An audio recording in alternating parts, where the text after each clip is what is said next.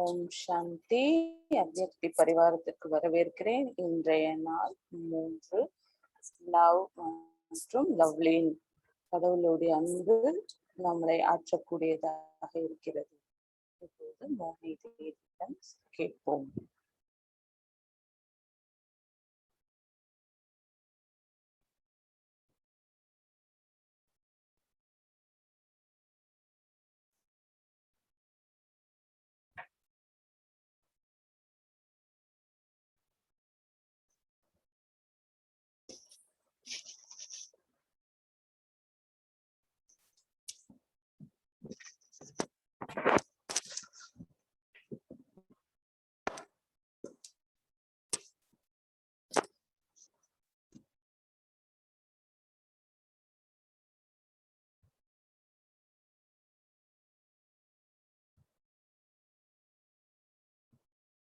ஓம் சாந்தி.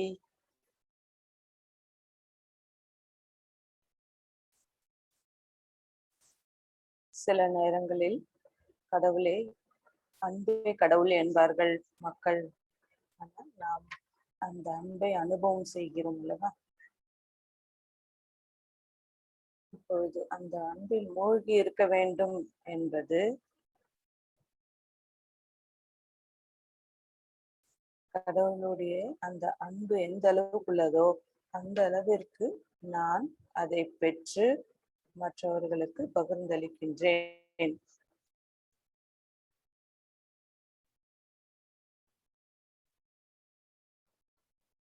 நாம் follow father என்று கூறுகிறோம். அப்பொழுது நான் பாபாவை போல் இருக்க வேண்டும் அல்லவா?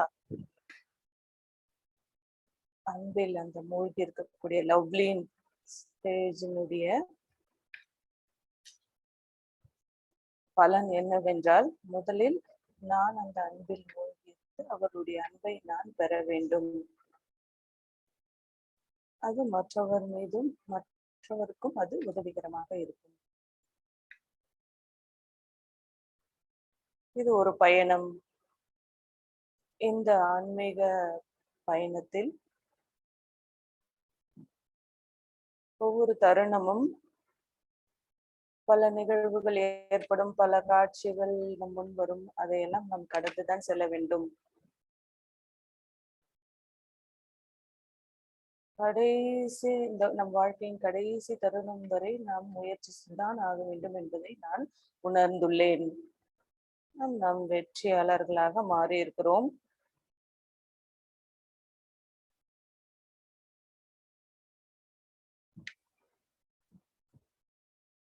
முற்றிலுமாக நாம் அதை ஜெயித்தில்லைனா கூட டெஸ்ட் பர்பஸ் மிக சூக்ஷ்மமான ரீதியில் வருகிறது.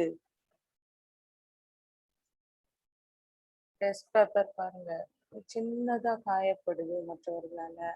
சின்ன கொஞ்சம் போல வீணான எண்ணங்கள் கூட இருக்கட்டும், பாபா சொல்கிறாரு, நான் துக்கத்தை நீக்கி சுகம் கொடுக்கக்கூடியவன் என்று. எத்தனை விதமான காயம் வலி ஏற்படுகிறது அல்லவா? உடலுக்கு காயம் ஏற்படும் போது, வலி ஏற்படும் போது நாம் நல்ல கவனம் கொடுக்கிறோம்.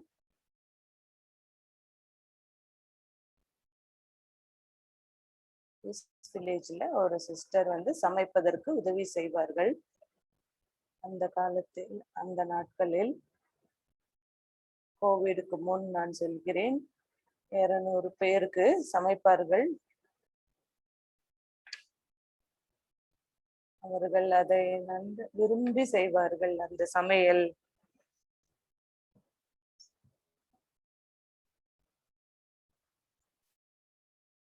அவர்கள் எத்தனையோ தீக்காயங்கள் அவரிடம் இருந்தது.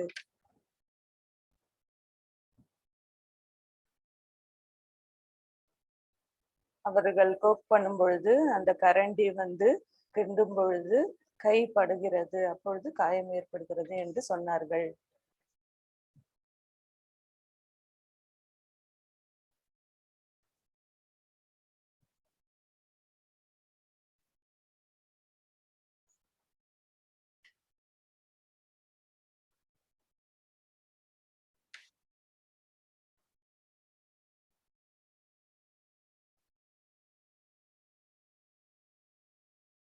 நான் ஒரு முறை நான் அறுவை சிகிச்சைக்கு நான் போனேன். ஆனால் அவர்கள் முழு உடலையும் செக் பண்ண வேண்டும். எங்கேயாவது பிளட் கிளாட் இருக்கா?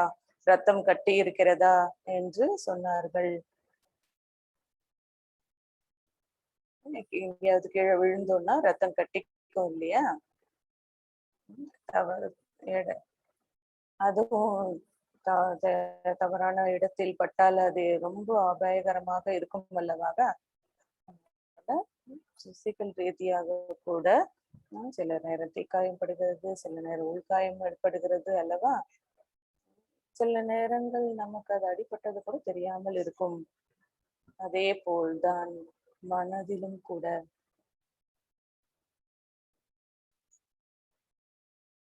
சில நேரங்களில்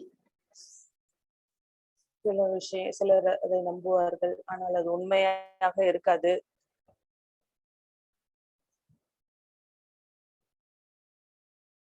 உங்கள் மீது யாராவது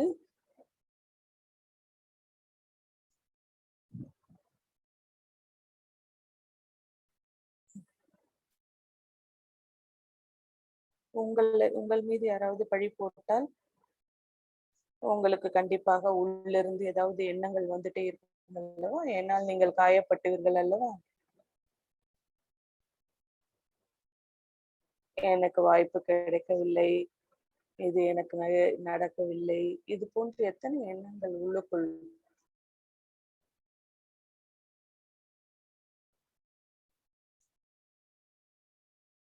ரெண்டு பக்கமும் பார்க்கணும். எடுத்துக்கொண்ட அளவுக்கு நான் கொடுக்கவும் செய்கிறேனா என்றும் பார்க்க வேண்டும். குழந்தைகளாக இருக்கும் பொழுது நாம் விளையாடுகிறோம். சில நேரங்களில் விளையாடும் பொழுது பிற குழந்தையோடு மோத வேண்டியதாக இருக்கும். அப்பொழுது கண்டிப்பாக காயம் ஏற்படத்தான் செய்யும். அதே போல்தான் வாழ்க்கையிலும். பாபா துக்கத்தை நீக்கி சுகம் கொடுப்பவர் எனும் பொழுது அது உண்மைதான். இந்த உலகத்தில் நமக்கு மகிழ்ச்சி கொடுக்கக்கூடியவர் எப்பொழுதும் கொடுப்பார் என்று சொல்ல முடியாது. முதலில் சின்ன சின்ன விஷயங்களுக்கெல்லாம் துக்கத்தை எடுத்துக்கொள்வதை நிறுத்திக் கொள்ள வேண்டும். உடனடியாக நாம் அது வலி ஏற்படுகிறது நமக்கு தேக உணர்வில் இருக்கும் பொழுது உடனடியாக நம்ம அந்த துன்பத்தை எடுத்துக்கொள்கிறோம். இந்த அளவுக்கு நான் பாபாவின் அன்பில் மூழ்கி இருக்கிறேனோ முழுவதுமாக ஆற்றப்படும், குணமடையும். ஏனென்றால் சரியான முறையில் நம்மை குணப்படுத்தும் பொழுது நம்முடைய மனம் சக்திசாலியாக இருக்கும், மனம் மலரும்.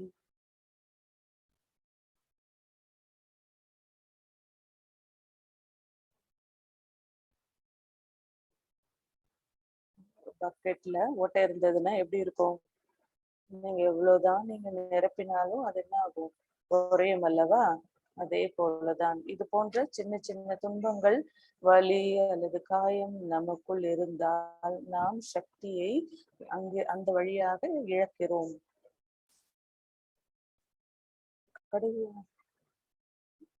கடவுளுடைய சக்தி நம்மளை குணப்படுத்தக்கூடியதாக இருக்கின்றது.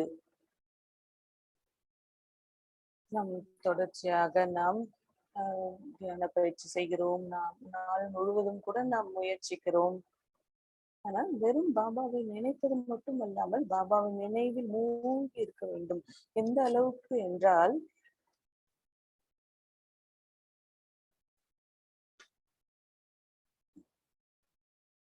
நான் கடந்த காலத்தை மறந்திருப்பேன். பாபாவின் அன்பில் மூழ்கி இருக்கும் பொழுது அது நடக்காததை போன்று நான் கடந்த காலத்திலிருந்து தூர விலகி இருப்பேன்.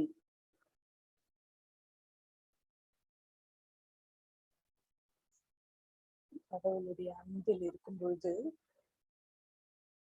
முழுவதுமாக குணப்படுத்தும். மேலும் நாம் துக்கத்தை எடுக்கக்கூடிய அந்த பழக்கமும் மாறிவிடும். அது பிற நமக்கு விமர்சிக்கலாம், நம் மீது பழி போடலாம்.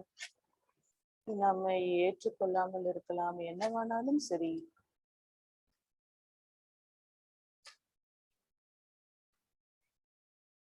அதனால் அன்பானவர்களாக இருக்கும் பொழுது நம்முடைய உண்மை நிலை வெளிப்படக்கூடிய அந்த விதம் ஒரு நாளும் நீங்கள் கவலைப்பட மாட்டீர்கள்.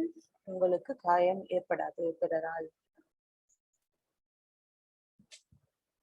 நாளை நீங்கள் இந்த அவ்வியக்த மொழியை கேட்பீங்கள். நான் இன்று ஹிந்தி கிளாஸ்ல எனக்கு முரளி படிக்க நேரிட்டது. முதல் அடி கடைசி போன சண்டே முரளியில சமர்ப்பணம் என்று வந்ததல்லவா பிரம்ம பாபா. இரண்டாவது அடி பொறுமை. பாபா பிரம்மா பாபாவை பற்றி எக்ஸாம்பிள் சொன்னாரு. பாஸ் வித் ஆனர் அவர் ஏனாருன்னா அது காரணம் பொறுமை. சமுதாயத்தை முன் பொறுமையாக இருந்தார்.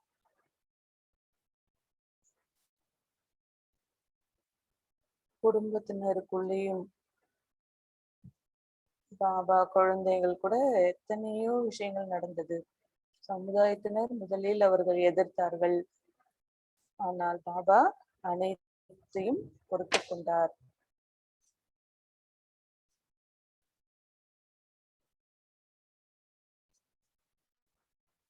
அதே போலதான் நான் கூட வெளிநாட்டுக்கு வந்து பேஸ்மெண்ட்ல வாழ்ந்து கொண்டு அனைவருக்கும் சமைக்க வேண்டும்.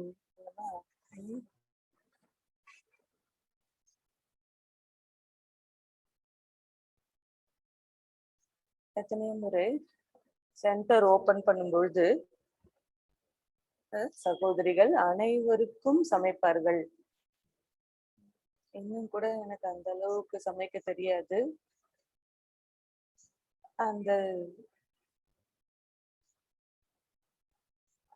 அந்த தம்பதியினருக்கு 6 மகள்கள் இருந்தார்கள், நாங்கள் வேற இருந்தார்கள். என்னால் 10 பேருக்கு சமைக்க முடியாது என்று நான் நினைத்தேன்.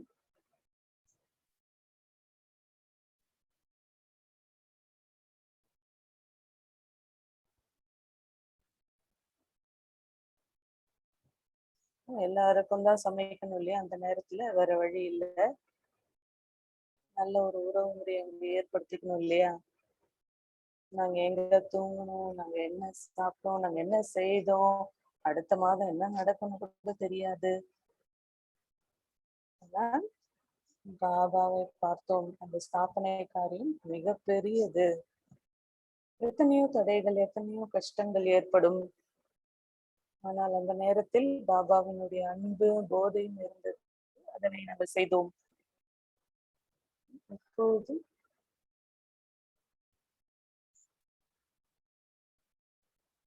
ஆனால் பிரம்மா பாபா இதை அனைத்தையும் பொறுத்து கொண்டார், இது போன்ற தடைகளை. ஆனால் அந்த சுமை இல்லை பாபாவிடம். எப்பொழுதும் சிரித்த முகத்தோடும் மகிழ்ச்சியோடும் இருந்தார். என்ன நடந்தாலும் சரி.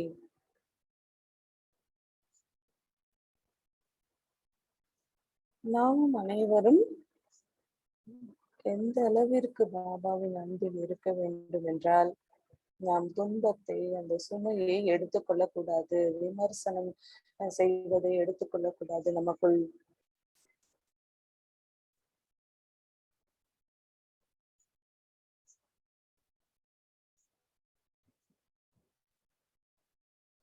சில நேரம் நம்ம நல்ல விஷயங்கள் சொல்லுவோம், அப்ப யாரும் நம்பலைன்னா கூட நம்ம காயப்படுவோம்.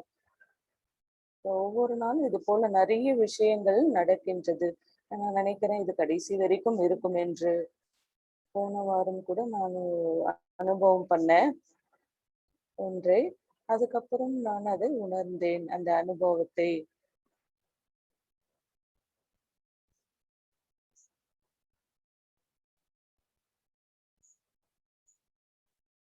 கடவுளுடைய அன்பு ஒவ்வொரு நாளும், ஒவ்வொரு இரவும் பகலும் பாபாவின் அன்பில் மூழ்கி இருங்கள் என்றுதான் நான் சொல்வேன். எந்த வடு நமக்கு ஏற்பட்டாலும் சரி, எந்த சிறிய அதற்கான அடி ஏற்பட்டாலும் சரி, காயம் ஏற்பட்டாலும் சரி, நாம் பாபாவினுடைய அன்பில் மூழ்கி இருப்போம். அதை குணப்படுத்துவோம். ஏன்னா நாளைக்கு அதை செய்ய முடியாது. நாளைக்கு வேற நாள் ஆயிடும் இல்லையா, வேற விஷயங்கள் வரும் அல்லவா. நான் இதை பத்தி சிந்திக்கும் பொழுது ஏன் அன்பாக இருப்பது மிகவும் அத்தியாவசியமாக இருக்கின்றது. நானும் பாபாவிற்கு ஒரு சேவகனாக இருக்கின்றேன் அல்லவா.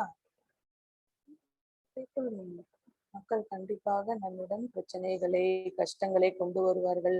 அவர்கள் போராடி கொண்டிருப்பதை நீங்கள் பார்க்கலாம்.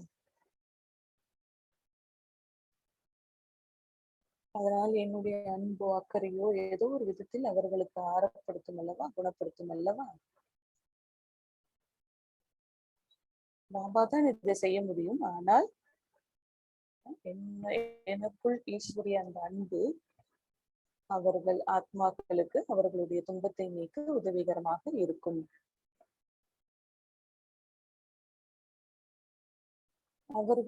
அவர்களின் துக்கத்தை எடுக்கக்கூடிய பழக்கத்திலிருந்து நாம் அவர்களை மாற்றலாம்.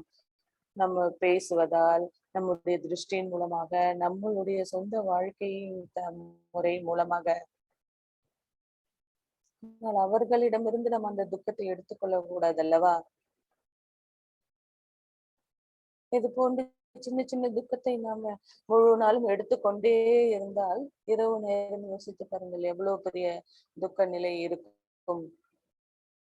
எவ்வளவு பசிகளாக நாம் கவனக்குறைவில் இருந்தால் இங்கு அங்கு எடுத்துக்கொள்வோம் அல்லவா.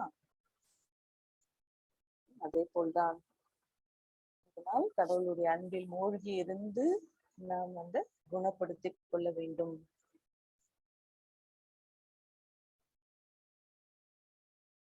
எனக்கு மட்டுமல்ல, நான் ஒரு கருவி அல்லவா.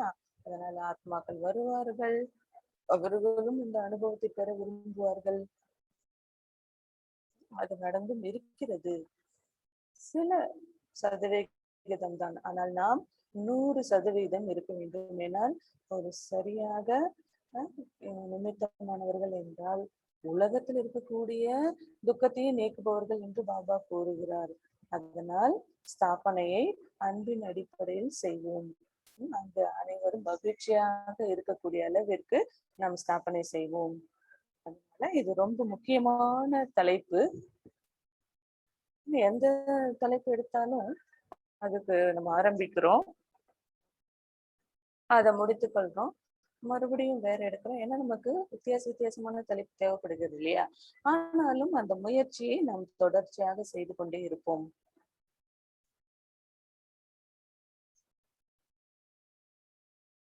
நான் பாபாவின் அன்பில் மூழ்கி இருக்கக்கூடிய அந்த விஷயத்தை நான் தொடர்ந்து செய்கிறேன்.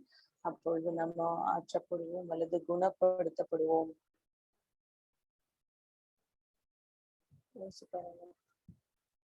எந்த அளவுக்கு நம்ம குணப்படுத்தணும்னு நினைச்சுக்கிறோமோ அந்த அளவுக்கு நம்ம கவனம் கொடுக்க வேண்டும். ஒவ்வொரு நாளுக்கும் கொஞ்ச நேரமானாலும் சரி நாம பாபாவினுடைய அந்த அன்பில மூழ்கி நம்மை குணப்படுத்துவதற்கு இது மிக மிக மிக முக்கியமான தலைப்பு இது. மேலும் இது நிறைய பயிற்சி கொண்டு வர வேண்டும். இதுதான் என்னுடைய இதை பற்றிய ஒரு உணர்வு. அதனால் இதை பற்றி நன்றாக கடையுங்கள், அந்த பிராக்டிஸ் பண்ணுங்க, நிறைய நல்ல நல்ல அழகான அனுபவங்களை பெறுங்கள்.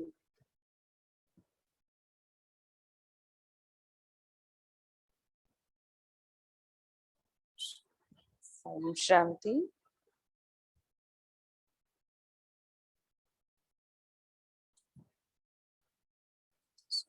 இப்பொழுது நாம் மெடிடேஷன் செய்வோம். அதனால் சிஸ்டர் ஷெரீனை அழைக்கின்றோம் நமக்கு ஹோம்ஒர்க் கொடுப்பதற்காக மற்றும் தியானம் செய்வதற்காக. இன்னைக்கு சாட்டர்டே, அதனால் நம் பிரதரோடு சிட் சாட்டுக்காக அழைப்போம். இப்பொழுது நம்ம ஹோம்ஒர்க்கை பெறுவோம், மெடிடேஷன் செய்வோம்.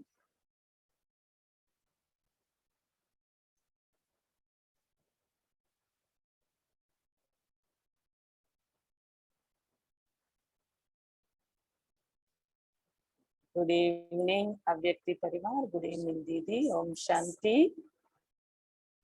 நம்முடைய ஹோம்ஒர்க் நாளைய ஹோம்ஒர்க் என்னன்னு பார்ப்போம். கடவுளுடைய அன்பு நமக்குள் நம்ம சக்தி நிறைந்ததாக ஆக்கிறது.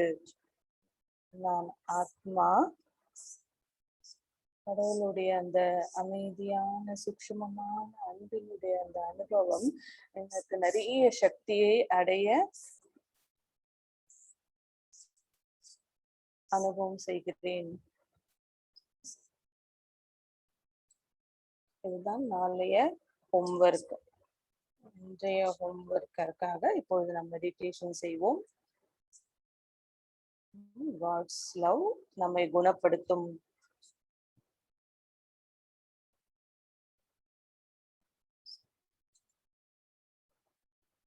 நன்றாக மூச்சு இழுத்து விடுங்க, ரிலாக்ஸ்டாக இருங்க. மெதுவாக மூச்சை இழுத்து விடுங்கள். நமக்குள் ஆழமாக நான் செல்கிறேன். எனக்குள்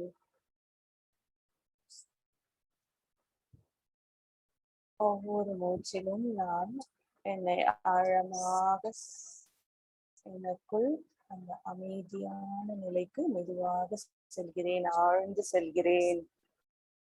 எனக்குள் ஆழமாக உள்ள ஒரு ஸ்விட்ச் இருக்கு. அது மனதினுடைய எத்தனையோ விதமான சப்தத்தை ஆஃப் செய்து விடுகிறது. அதை ஆஃப் செய்துவிட்டு நான் இன்னொரு ஸ்விட்ச் ஆன் செய்கிறேன். அதில் நான் மனதில் இந்த கதை, இந்த சப்தத்திலிருந்து எல்லாவற்றையும் கடந்து நான் கொண்டு செல்கிறேன். மேலும் அமைதியை அனுபவம் செய்கிறேன். அதாவது சப்தத்தினுடைய இந்த உலகம் மறைகிறது, என்னை விட்டு என் கண்ணிலிருந்து மறைகிறது. ஆழமாக மூச்சு இழுத்து விடுங்கள்.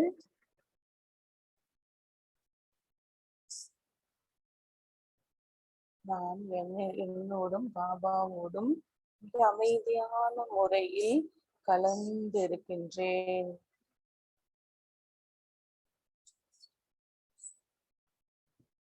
இந்த அமைதியான சூழ்நிலையில் நான் பாபாவினுடைய அந்த சக்தியில் மூழ்கி இருக்கின்றேன்.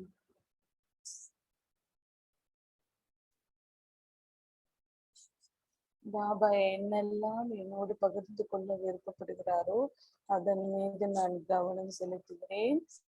நான் பாபாவினுடைய அன்பில் முழுவதுமாக மூழ்கி இருக்கின்றேன்.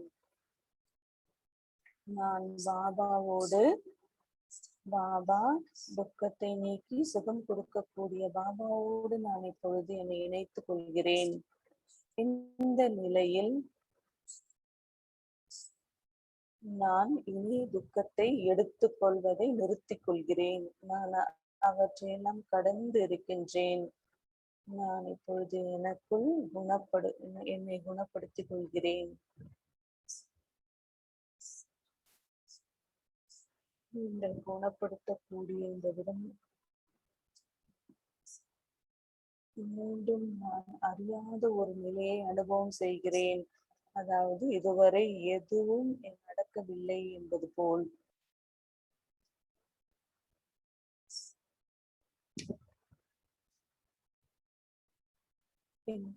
இந்த ஒரு அருமையான எனர்ஜி பாபாவிடம் இருந்து சக்தியை நான் பெறுகிறேன். அந்த அன்பில் மூழ்கி இருக்கும் பொழுது இந்த சக்தியை நான் பிறரிடமும் பகிர்ந்து கொள்கிறேன்.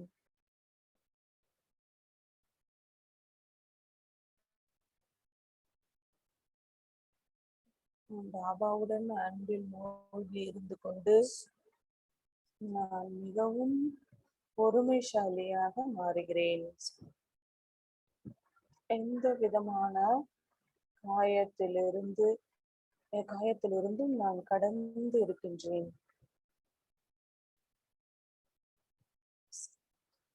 இந்த நிலையில், சக்திசாலியான இந்த நிலையில், பாபாவினுடைய அன்பில் மூழ்கி இருக்கக்கூடிய நிலையில்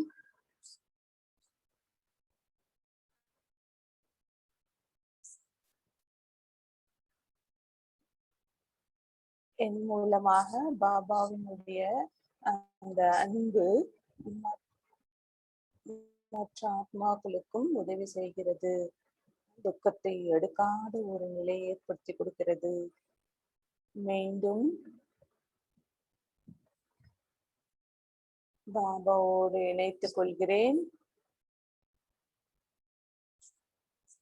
பாபாவின் அன்பில் மூழ்கி இருக்கக்கூடிய இந்த உலகில், அருமையான உலகில் நான் இருக்கின்றேன்.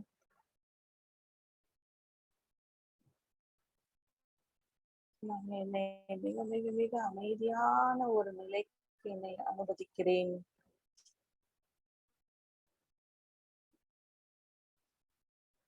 நான் தயாரானதும் மெதுவாக நான் மீண்டும் இப்பொழுது இங்கு வருகிறேன். ஓம் சாந்தி.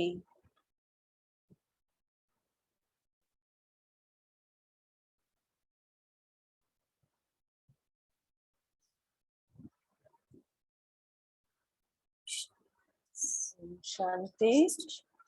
நன்றி சிஸ்டர் ஷெரீன். நாளைய சண்டே, நாளைய ஷெட்யூல் பார்ப்போம்.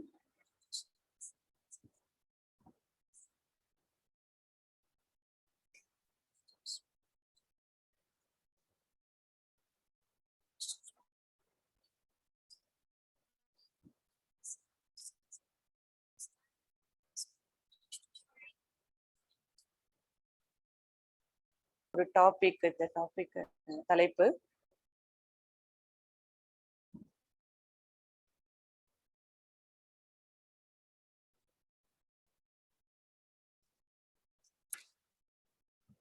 நான் நினைக்கிறேன். இந்த அன்பு கடல் இருக்கு, ஒரு எல்லை எல்லை இல்லை அல்லவா? எவ்வளவு எல்லா விதமான அழகும் அதில் இருக்கிறது. அது முடிவே இல்லை. நல்ல ஒரு சப்ஜெக்ட், அந்த அன்பை பற்றிய சப்ஜெக்ட். அன்பில் மூழ்கி இருக்கக்கூடிய நிலை பற்றி சொன்னீர்கள்.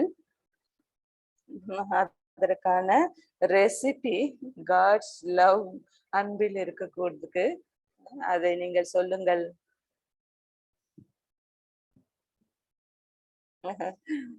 சிலர் கடல்ல போய் நிப்பாங்க, கடல் அலைகள்ல, பீச்ல காலை டச் பண்ணிட்டு இருக்கோம். சிலர் பாத்தீங்கன்னா வேகமா அதுல போய் நிப்பாங்க அந்த அலைகள்ல. இது போல நீங்க, நான் நினைக்கிறேன் நமக்குள்ள ஆழமான அமைதியை உருவாக்கிக்கணும். எந்த ஏதாவது ஒரு எண்ணங்கள் கடந்த காலத்துல நம்ம இழுத்து கொண்டு இருக்கும். எப்பவுமே ஏதோ ஒரு விதத்துல நம்மள கடந்த காலம் நம்மள துரத்திக்கிட்டே இருக்கும் இல்லையா? இப்படி நடந்தது, அப்படி நடந்தது, இப்படி ஆச்சுன்னு சொல்லிட்டு அது போல சின்ன சின்ன விஷயங்கள் நம்ம இழுத்து கொண்டே இருக்கும். ஆனால் ஜஸ்ட் கடவுளுடைய அன்பில் இருக்க வேண்டும், பாபாவுடைய அன்பில் இருக்க வேண்டும். இதுக்கு கண்டிப்பாக கொஞ்சம் பயிற்சி தேவைப்படுது, முயற்சி தேவைப்படுது. கடந்த காலத்தை துண்டிப்பதற்கு பாபா சொல்கிறார்களா, கடந்த காலத்தை மாற்றிக்கொள்ளுங்கள். நான் நினைக்கிறேன் இந்த கடந்த காலத்தினுடைய இந்த இழுப்பு தான் நம்மை அந்த கடலிற்கு போக தடுக்கிறது. நான் நினைக்கிறேன் நிறைய மனிதர்கள் பீச்சுக்கு போக விருப்பப்படுவார்கள். சிலர் அந்த தண்ணீரோடு நட்புணர்வோடு இருப்பார்கள். நான் கரீபியனுக்கு போகும் பொழுது அனைவரும், நான் முதல் முறை போனதுனால எல்லாரும் பீச்சுக்கு கூட்டிட்டு போக விரும்பினார்கள். குறிப்பாக பார்பிடோஸ்ல எனக்கு ஞாபகம் இருக்கு, சிஸ்டர்ஸ் கண்டிப்பா அந்த அருமையான தண்ணி பக்கம் என்னை கூட்டிட்டு போகணும்னு நினைச்சாங்க. ஆனா நான் நினைச்சேன் என்னால முடியாது. நான் நினைக்கிறேன் அதே போலதான் நமக்குள்ள ஏதோ ஒரு ரெசிஸ்டன்ஸ் அந்த அன்பின் பாபாவுடைய அந்த அன்பு கடல்ல போய் இருக்கிறதுக்கு ஏதோ ஒரு நம்மை தடுக்கிறது. சூக்ஷ்மமான ஏதோ ஒரு விதமான அந்த இம்பியூரிட்டி அழுக்குதான் இதுக்கு காரணமாக இருக்கும். கடல் அப்படின்னும் பொழுது நம்மை போக விட வேண்டும் அல்லவா? ஏனால் அந்த அலைகள் வந்து கொண்டே இருக்கும் அல்லவா? சில நேரங்கள் மாற்றம் கண்டு கூட நாம் பயப்படுவோம். அது சூக்ஷ்மமான ஒரு அந்த விஷயங்கள் தான். எனக்கு தெரியலையே எவ்வளோ என்னால மாற்றிக்கொள்ள முடியும் என்ற பயம்.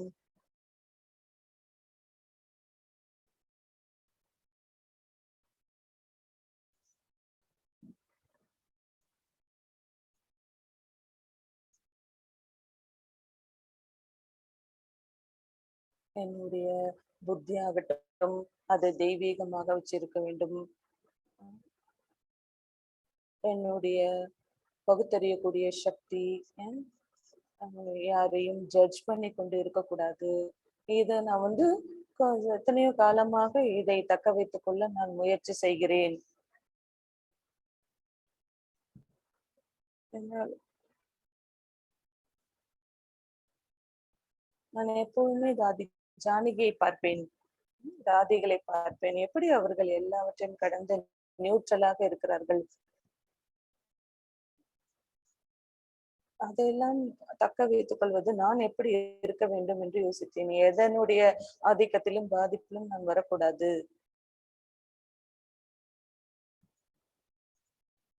நான் அந்த கடலில் இருக்க வேண்டும். ஆனாலும் நான் அங்கு இருக்க வேண்டும். சோ அத பேலன்ஸ் பண்ணுவது நான் யோசிக்கிறேன். என்னையும் பயன்படுத்திக் கொண்டு நான் யாராக இருக்கிறேனோ அது போல் இருக்க வேண்டும்.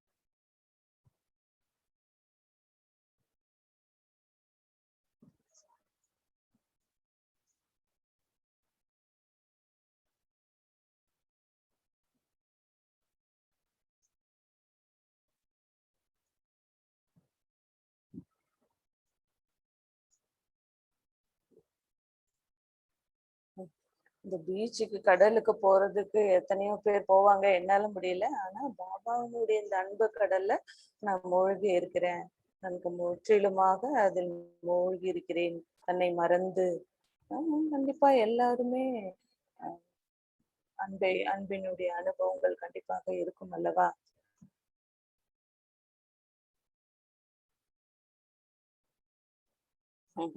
கடலை பற்றி நான் நிறையாக உங்களுக்கு சொல்வேன்.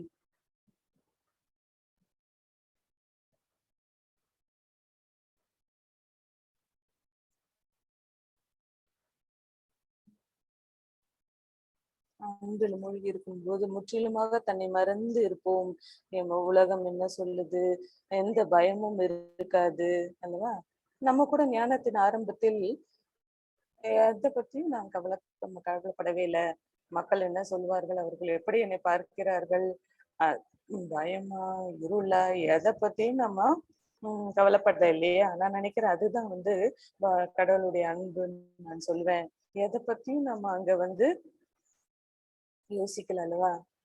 நான் நினைக்கிறேன் அந்த ஒரு நிலைதான் நம்மை மூழ்கி இருக்கக்கூடிய நிலையை அனுபவம் செய்வதற்கு உதவிகரமாக இருக்கும். ஒரு விதத்தில் நம்மை நாமளே இழக்க வேண்டும், விட்டுவிட வேண்டும் என்று சொன்னீர்கள் அல்லவா? நம்மீது நம்மை நம்பிக்க வேண்டும். நம்மளுடைய உண்மை நிலை, நம்முடைய தூய்மையான பாவனை மீது நம்ம நம்பிக்கை வைக்க வேண்டும் என்று சொன்னீர்கள். எந்த கடவுள் எப்படி வேணாலும் உன்னை எடுத்துக்கொள்ளட்டும். கடல் நமக்கு டைரக்டராக இருக்கும். ஆனால் நாம் நம்முடைய நிலையை விடக்கூடாது என்று சொன்னீர்கள் அல்லவா?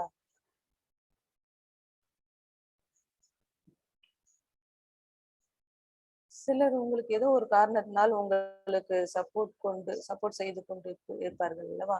ஆனால் நாளைக்கு என்ன ஆயிடுது? அதை சார்ந்தவர்களாக மாற்றி விடுகிறது. டிபெண்ட் பண்ண வேண்டியதா மாற்றி விடுகிறது. ஆனால்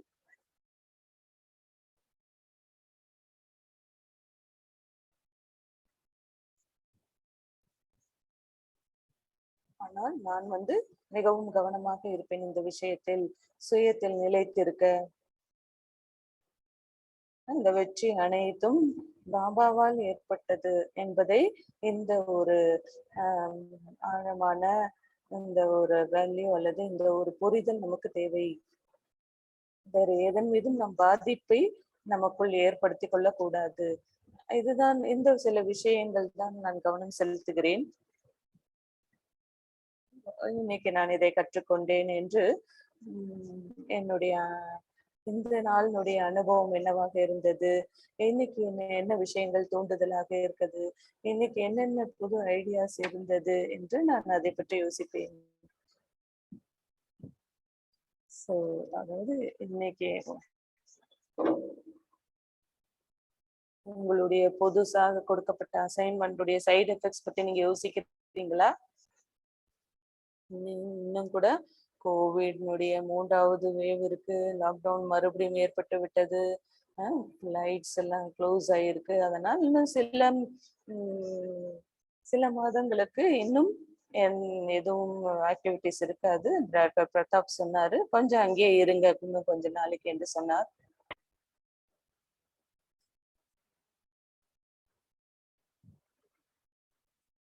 நேற்றைய முன்தினம் நினைக்கிறேன்,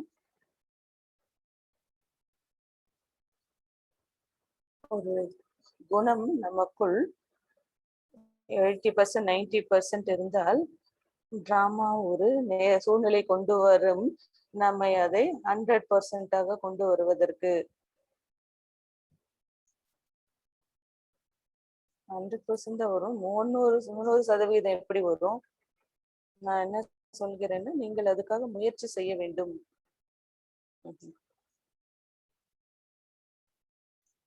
யாரும் 100% இருப்பார்கள் என்று சொல்ல முடியாது. கண்டிப்பாக பாஸ் வித் ஆனராக ஒரு நல்ல சதவிகிதம் எடுக்க வேண்டும். இங்கதான் நீங்க ரொம்ப சூக்ஷமான விஷயங்களை கண்டெடுக்கலாம். ஏதாவது நடக்கும் பொழுது உடனே நான் நினைப்பேன், பாபா எனக்கு உதவி செய்கிறார், நான் சம்பூர்ணமாவதற்கு நான் என்ன உணர்வு அடைந்தேனோ, நான் என்ன செய்ய வேண்டும் என்று நான் நினைத்தேனோ உடனே நான் எழுதுவேன், இதுதான் இன்றைய பாடம் எனக்கு என்று. கடவுளுடைய அன்பு நம்மளை குணப்படுத்தும் என்கிற தலைப்பை பார்க்கும் பொழுது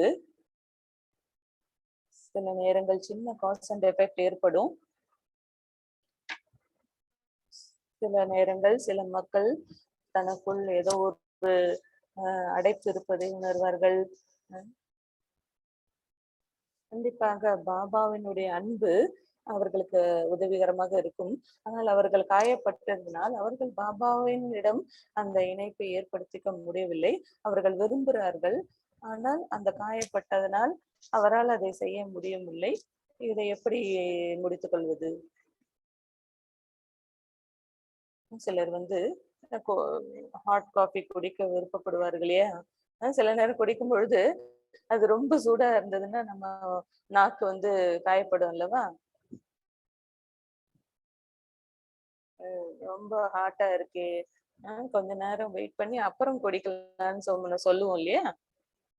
அதே போலதான் ஏதாவது நம்ம காயப்படுத்துது அப்படின்னா நீங்க அதை விரும்புனீங்கன்னா அதுக்கு ஏதோ ஒரு வழியை நீங்க கண்டுபிடிப்பீங்க இல்லையா? அதனால நான் கடவுளுடைய அன்பினால என்னால குணப்படுத்த முடியும், ஆனால் இப்பொழுது முடியவில்லை என்றால் ஏதோ ஒரு வழி அந்த தடுப்பிலிருந்து வெளிவர நான் முயற்சிப்பேன் அல்லவா? சில நேரம் என்ன பண்ணுவாங்க, சில கோபம் வரும், எரிச்சல் வரும், எனக்கு அதிர்ஷ்டம் இல்ல போல இருக்கு. எனக்கு இந்த வாய்ப்பு கிடைக்கல. இத வந்து சில நேரம் கடவுள்கிட்டயும் இது போல காண்பிக்கிறாங்க. ஏன் எனக்கு இது போல செய்த? பக்தியில அப்படித்தானே சொல்லுவாங்க. இன்னைக்கு பாபானுடைய அந்த முரளில அ சொல்லியிருக்காரு. கர்மாதீத்த நிலை, பரிஷ்டா நிலையை பொறுத்துதான் வரிசை ஏற்படுகிறது.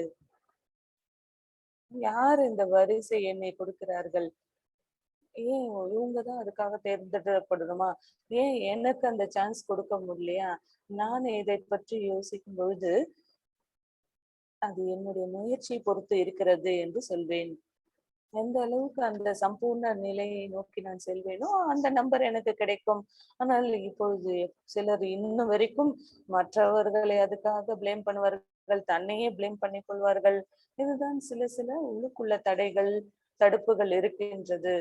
நம்மை நாமளே அந்த கடவுளுடைய அன்பில் மூழ்கி இருப்பதற்கு அனுமதிக்காமல் இருக்கின்றோம். அதனால் நாம் கடந்தவற்றை மறக்க வேண்டும். இது ஒரு ப்ராசஸ் அல்லவா? இதுக்கு முயற்சி தேவைப்படுகிறது அல்லவா? ஆனால் அது இந்த கங்கமிகத்தில் தான் அது ஏற்பட வேண்டும். பிரம்மா பாபா சங்கமிகத்துல நம்பர் 1 இருக்கிறாரு. சத்தியுகத்துல கோல்டன் ஏஜ்ல நம்பர் 1 இருந்தாரு. அதனால அவர் ஆதிதேவ் என்று சொல்கிறார். சில நேரங்களில் நம் நம்பரை பத்தி கவலைப்பட மாட்டோம் அல்லவா? அது ஒரு பெரிய விஷயமாகவே இருக்காது. அந்த ஒரு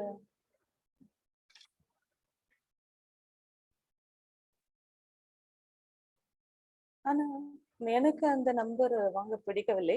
ஆனால் பாபா நான் நல்ல நம்பர்ல வந்தா விரும்புவார் இல்லையா? ஏன்னா சில வீடுகள்ல அப்படித்தானே. ம். உன்னுடைய பெர்சன்டேஜ் என்னன்னு அந்த அ அப்பா, அம்மா அல்லது அவங்க தாத்தா, பாட்டி தன்னுடைய அனைத்து குழந்தைகளும் நல்லா படிக்கிறாங்க அப்படின்னா சந்தோஷப்படுவாங்க இல்லையா? அப்ப அவங்க சந்தோஷப்பட்டா எனக்கு சந்தோஷம் கூட சிலர் முயற்சி செய்வாங்க. அதுபோல பாபா நமக்கு முரளி குடுக்குறாரு, பாலனை செய்கிறாரு. ஆனா, நான் வந்து எனக்கு அந்த நம்பர பத்தி எனக்கு கவலை இல்ல அப்டின்னா, அவருக்கு நம்ம ரெஸ்பெக்ட் குடுக்கவில்லை தானே அர்த்தம். நம்ம எனக்கு இத பத்தி எனக்கு கவலை இல்லன்னு சொல்லிட்டு சோம்பேறித்தனமா ஒரு மூலையில உட்கார்ந்துட்டு படிக்காம இருக்கக்கூடாது. ம். அதுல ஒரு போதை கிடையாது. முழு நாள்ல படிக்கிறதுக்கு அந்த ஒரு போதை இல்ல அப்டின்னா, எனக்கு நேரம் இல்லை என்று சொன்னால் எப்படி? இது ரெகுலர் முயற்சியா இருக்கணும். அத பத்தி அ நல்லா கடையணும், முரளி பாயிண்ட்ஸ நல்லா அந்த போதையில இருக்கணும் அல்லவா? அ இது மாரியே அவங்க இருக்கிறாங்கன்னா, பாபாவுடைய அந்த அன்ப இழந்திருக்கலாம். எங்கேயாவது மிஸ் பண்ணியிருக்கலாம்.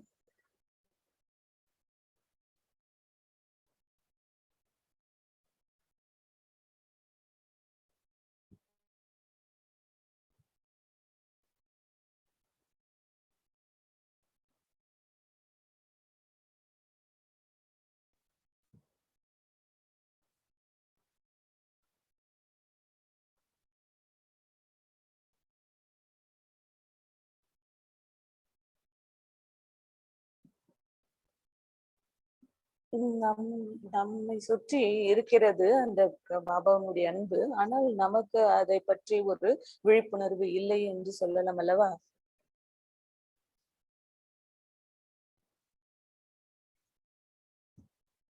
பாபா இந்த என்னை கருவியாக பயன்படுத்திக் கொள்கிறார். அதன் கொண்டு சேவை நடந்து கொண்டிருக்கிறது. மேற்கொண்டு என்ன நடக்கும் என்று கூட எனக்கு தெரியாது. ஆனால் நான் பாபாவை பார்க்கிறேன். இதுவரைக்கும் நடந்ததும் அப்படித்தான். இனியும் நாம் அது போல செய்வோம். ஆனால் அது அனைத்தும் பாபா செய்விக்கிறார். நாம இது டிராமா என்று சொல்வோம். நான் முழு நாளும் நான் சுறுசுறுப்பாக இருப்பதை நான் உணர்கிறேன். என்னுடைய லைஃப் பொறுத்தவரைக்கும் கடவுள் அவருடைய ரோல ப்ளே பண்ணிட்டு இருக்கிறாரு. என்னுடைய ரோல் இல்ல. கடவுள் அவருடைய ரோல என்னுடைய வாழ்க்கையின் மூலமாக ப்ளே பண்ணி கொண்டிருக்கிறார் என்றுதான் நான் சொல்வேன். பாபாவுனுடைய நம்மளை சுத்தி இருக்கக்கூடிய பாபாவுனுடைய பிரசன்ஸ் வந்து ரொம்ப சூக்ஷ்மமானது அல்லவா?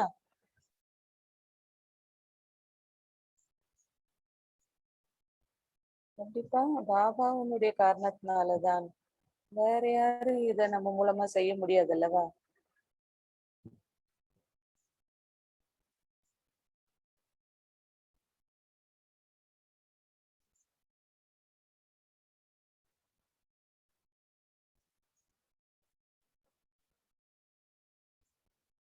யாரோ நான் சொன்ன ஒருத்தர் வந்து அவங்களுக்கு ஃப்ரெண்ட் யாரோ அவங்களுக்கு ரெக்கமெண்ட் பண்ணியிருக்கிறாங்க. ஆனா இவங்க என்ன சொன்னாங்கன்னா, பாபா தான் அத அவங்க மூலமா செய்ய வைக்கிறார் என்று சொல்கிறார்கள். ஆனா ஒவ்வொருத்தருமே எல்லாமே சொல்றோம். அது பாபாவால தான் நடந்தது, பாபாவால தான் நடந்தது. அந்த அந்த மனிதரை பற்றி நாம் சொல்வதில்லை. எது நடந்தாலும் இது போல் நம்ம சொல்றோம் இல்லையா? அது பாபா தான் அது போல செஞ்சிருக்கணும் நமக்குன்னு சொல்லிட்டு. சூரியனுடைய கிரணங்கள் எங்கெங்கு தேவையோ அந்த இடத்தை அது போய் சேர்கிறது அல்லவா? அது போலதான். பாபாவை அன்பை பற்றி நீங்கள் வரைமுறைப்படுத்தும் பொழுது, அது சிவபாபாவினுடைய அன்பா? அல்லது பாப் தாதாவினுடைய அன்பா? அல்லது என்னுடைய அன்பு பாபா கிட்ட இருக்கக்கூடிய அன்புன்னு சொல்லலாம். அது ஏதோ இது வெளிப்படுது இல்லையா? அந்த அன்பு.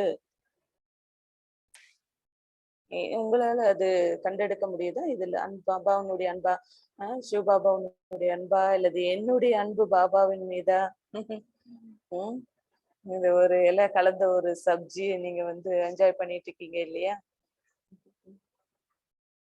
பாபாவுக்கும் அன்பு இருக்கு. பிரம்மா பாபாவுக்கும் அன்பு இருக்கு. எனக்கு பிரம்மா பாபாவிடம் அனுபவம் இருக்கிறது இல்லையா? அதனால எனக்கு அவருடைய அன்பு எனக்கு தெரியும் என்னவென்று.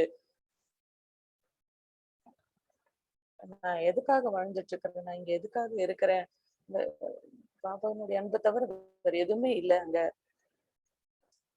அந்த இடத்துல ஏதோ ஒரு இடமா, ஏதோ ஒரு நபரா, எதுவும் கிடையாது என்னுடைய வாழ்க்கையில. அது பாபாவினுடைய அன்புதான். நான் சில நேரம் ரொம்ப அதிசயிக்கிறேன். உண்மையிலே எனக்குன்ட்டு எதுவுமே இல்லையே! யாரோடையும் எந்த பற்றும் இல்ல. அ புரியுது. பொதுவாக நான் என்னென்னலாம் டெஸ்ட்ல பாஸ் பண்ணியிருக்கிறேனோ, நல்ல சதவீதத்துல தான் பாஸ் பண்ணேன். அது கண்டிப்பா பாபாவினுடைய அந்த அன்பின் அடிப்படையில தான்.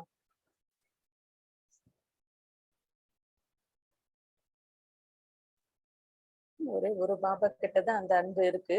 ஆனா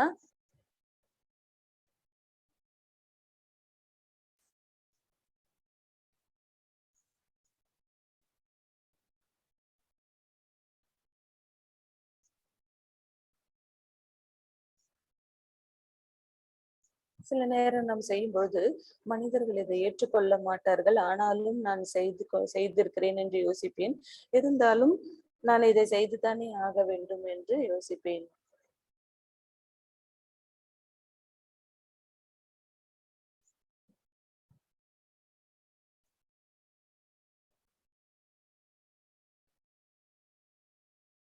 நான் எதையும் வைத்திருக்கவில்லை. ஜஸ்ட் அன்புதான் கொண்டுள்ளேன். கண்டிப்பாக அன்பு கொண்டுள்ளேன். வேற எந்த பொருட்களையோ, எதையோ எனக்கு சொந்தமாக்கிக் கொள்ளவில்லை. நாம் எப்படி மற்றவர்களுக்கு பாபாவினுடைய அன்பினுடைய அனுபவத்தை கொடுக்கக்கூடிய தகுதியை எப்படி வளர்த்துக் கொள்வது? ஜூம் மூலமாக நீங்க இதை செய்து கொண்டிருக்கிறேன். ஆனால் சென்டருக்கு வரும்பொழுது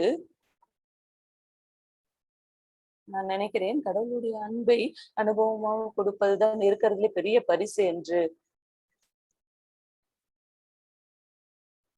இது நம்முடைய அன்பா அல்லது அது பாபாவினுடைய அன்பா? ஜஸ்ட் நீங்க அன்பானவர்களா இருங்க. அதுக்கப்புறம் அங்க நடக்கக்கூடிய மேஜிக்க நீங்க பாப்பீங்க. அதுதான் நான் செய்வேன். ஜஸ்ட் அன்பானவர்களாக இருக்க வேண்டும். அங்க இருந்து எல்லாத்தையும் பகுத்தறிய முடியும். எல்லாவற்றையும் அன்பானவர்களா இருந்து செய்யுங்கள். ஈவன் இந்த பௌதீக பொருட்களாகட்டும், எத்தனையோ மேஜிக் அதிசயங்கள் நடக்கும் அங்க அன்பு இருக்கும் பொழுது. ஜானகி தாதி ஒரு முறை கூறினார்கள், நீங்க என்ன செய்ய வேண்டாம், ஜஸ்ட் அன்பானவனாக இரு. வேற எதுவும் நீ செய்ய வேண்டாம். ஒத்துழைப்பு கிடைக்கும், எல்லா வேலையும் நடந்து முடிக்கும், எல்லாமே நடக்கும். அவர்கள் கடவுளுடைய அன்பை அனுபவிக்க முடியவில்லை என்றா கூட, நாம அவர்களுக்கு அன்பானவர்களாக இருக்கலாம். அதுவே அவர்களுக்குள் நிறைய மாற்றத்தை ஏற்படுத்தி கொடுக்கும். நீங்க அந்த நேரத்துல பாபா வாங்க பாபா இந்த ஆத்மாக்களுக்கு கொடுங்க பாபா அப்படின்னு சொல்லுவீங்களா? பாபாவை அந்த நேரத்துல பாபாவுடைய அன்பை எமர்ஜ் பண்ண மாட்டீங்களா? பாபா கிட்ட இருந்து நிறைய அந்த அன்பை அட்ராக்ட் செய்து அவர்களுக்கு கொடுக்க வேண்டும் என்று முயற்சி செய்ய மாட்டீர்களா? நான் நினைக்கிறேன். நான் அதை எடுக்க மாட்டேன். ஆனால் கண்டிப்பா பாபாவை பற்றி நான் சிந்திப்பேன். ஆனால் அதை எமர்ஜ் பண்ணுவதற்கான முயற்சி செய்ய மாட்டேன்.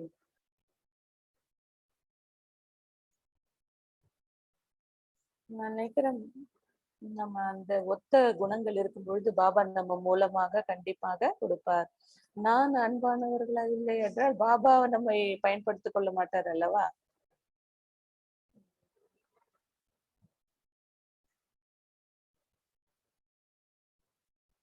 நமக்குள்ளும் அது இருந்தால்தான் பிராக்டிக்கலா பாபா செய்து முடித்துக் கொள்ள முடியும். நம்முடைய அன்பு, கனிவு, பரிவு. அப்பொழுதுதான் அவர்களும் அனுபவிக்க வேண்டும். அது கடவுள் நமக்கு செய்தார் என்று அவர்களுக்கும் அந்த அனுபவம் ஏற்படும்.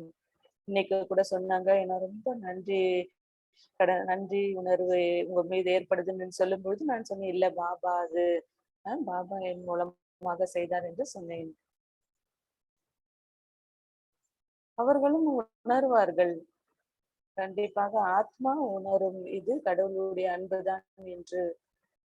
சத்தியுகத்தில் அந்த அன்பு நாம் ஒருத்தர் மருத்துவருக்கு ஆஹ் பகிர்ந்து கொள்வோம் அல்லவா? அங்க அது கடவுளுடைய அன்பா இருக்கு, அன்பினுடைய அந்த ருசி இருக்குமா? நம்ம அங்க எல்லாமே சேர்ந்து இருப்போம், அங்க ஒருங்கிணைந்து இருப்போம், இயற்கையும் நன்றாக இருக்கும். கண்டிப்பா அது அன்பு இருந்ததுனால்தான் அது நல்ல ஒரு நேரமாக இருந்தது. அன்பு வந்து அந்த ஒருங்கிணைப்பை இணைப்பை ஏற்படுத்தி கொடுக்கிறது. அபரிமிதமான விஷயங்கள் அங்க இருக்குன்றால் அதுவும் அன்பின் காரணத்தினால்தான். பாருங்க இந்த வார்த்தை அன்பு எத்தனை பிசிக்கல் விதத்திலையும் நமக்கு ஏற்படுத்தி கொடுக்கிறது. அதனால்தான் பாபா சொல்கிறார், தோழி கொடுக்கும் பொழுது திருஷ்டி கொடுங்கள். சில சில நொடிகளாகவும் கொடுங்கள். வெறும் தோழி கொடுத்துட்டு திருஷ்டி கொடுக்க அன்பினுடைய திருஷ்டி கொடுக்கலன்னா அது நல்லா இருக்காது.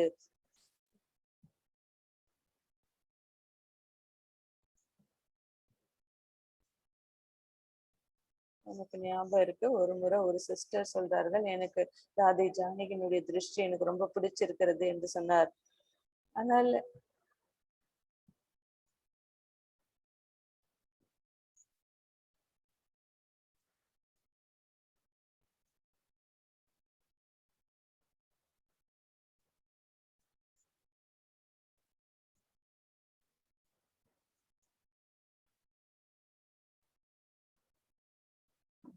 சில நேரம் திருஷ்டி டிஸ்ட்ராக்ட் ஆகும். அந்த அன்பினுடைய திருஷ்டி கொடுக்கறது என்ன பின்னாடி இருந்து சீக்கிரம் இதை பண்ணுங்க அதை பண்ணுங்கன்னு பின்னாடி இருந்து சொல்லிட்டு இருப்பாங்க.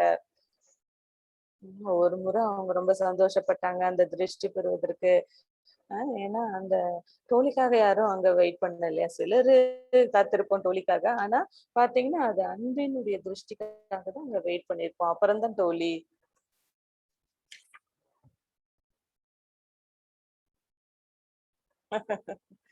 இந்த டிவி ஆங்கராக இருக்கும் போது எப்பொழுதுமே இங்க வச்சிருப்பாங்க காதுல. யாராவது எதனா இன்ஸ்ட்ரக்ஷன் கொடுப்பாங்க.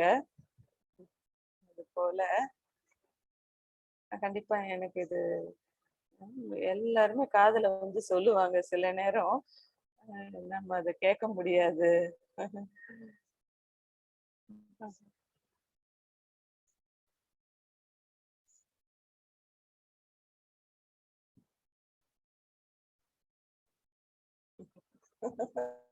கண்ணுல கண்ணாடி போட்டுக்கோங்க, காதுல இது போல ஒண்ணு வச்சுக்கோங்க, மாஸ்க் போட்டுக்கோங்க, முடிஞ்சது. யாரும் டிஸ்டர்ப் பண்ண மாட்டாங்க. இங்க மட்டும்தான் இடம் விட்டுருக்கோம் நெற்றியில. ரொம்ப மகிழ்ச்சி மதுமோகினி தீதி. அடுத்த சாட்டர்டே இந்த அன்பினுடைய டாபிக் கடல் பற்றி நானும் பேசுவோம். கடல்ல போய் அங்க நீந்தறத பத்தி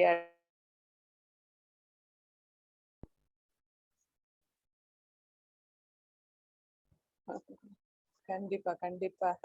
என்ன நடந்ததுன்றத நீங்கள் ஷேர் பண்ணிக்கோங்க.